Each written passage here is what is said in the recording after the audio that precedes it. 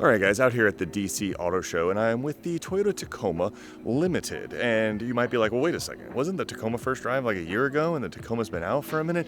Well, yeah, but I hadn't had any experience, any seat time in the Limited, okay? So I drove the Toyota Tacoma extensively, and I'll add those videos to the, description or links. And I just got, last fall, some experience in the TRD Pro and the Trailhunter, both of which I really enjoyed.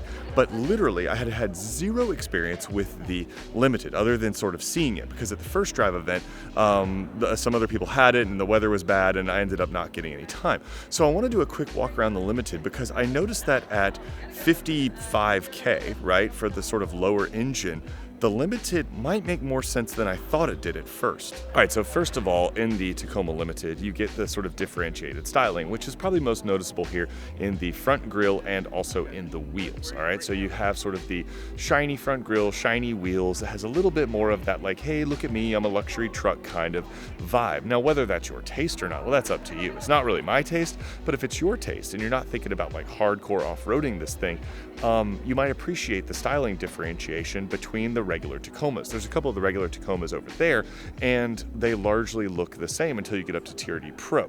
This is the only way to sort of get a regular Toyota Tacoma with some unique styling elements. Now, auto show lighting is pretty terrible, so I'm not going to pan around too much here, but you can see that the interior of this limited edition is a little bit nicer than the regular Tacoma. Now, I would say that sort of mid-size pickup trucks are not really known for their excellent materials, and the Tacoma is fine in this regard. I wouldn't say, in the class that it's like above or below any of the other, competitors. They're all about the same. But this one does add a little bit more soft text, a little bit more stitching. It kind of gives you a little bit more of that impression. You get some of the like kind of fake wood accents here and there. And so it's doing its kind of best dress up job to make it look good. Is it quite as premium as like, the Trailhunter? I think the Trailhunter has like kind of the best Tacoma interior. No, but it's for 55, which is essentially, the better part of 20 grand less than the Trailhunter.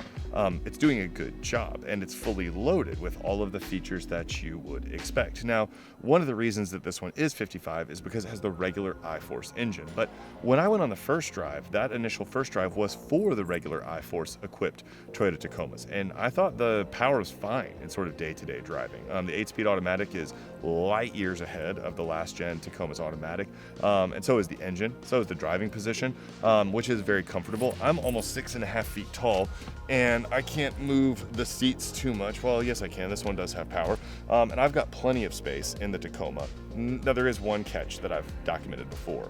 One of the bummers of the Toyota Tacoma for someone my height is that moving the front seat back to the rear seat renders it pretty much useless. So if you are over, I would say about 6'3", the rear seat space in the Toyota Tacoma is going to be incredibly compromised. Now, you might be like, well, that's true in most mid-size trucks, and you're not wrong, but I would argue that in the Tacoma, it's on the lower end of the spectrum. So just keep that in mind if you're incredibly tall, that having a tall driver basically renders this thing a three-seater. Yeah, and on the note of that powertrain for the Toyota Tacoma, this one has the regular iForce. You have the 276 horsepower, like 317 pound-feet of torque.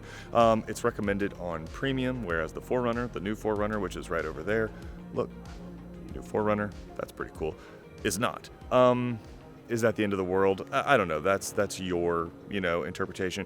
But I think it's enough. Like, the power never bothered me in the Tacoma.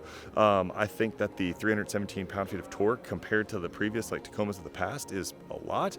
And the drivability, sort of the usability of that power with the 8-speed automatic, to me, that's what matters more, right? In day-to-day driving, that power is more accessible, more usable, thanks to the better shifting 8-speed automatic transmission. All right, so what are your thoughts on the Toyota Tacoma Limited? As the one you see behind me, all right, it is $55,000. It is mostly loaded. The interior is nicer, and you can still option it up from there. Like, you could cross $60,000 in that thing, but if you keep it with the iForce engine, like the way you see it here at 55, you get a lot for your money. So I'd love to know what you guys think. Does the limited edition of the Toyota Tacoma make kind of more sense for what a lot of people would use it for versus something like a TRD off-road, where a lot of people probably aren't going to necessarily use the full capabilities? Let me know what you guys think, and I'll see you in the next one.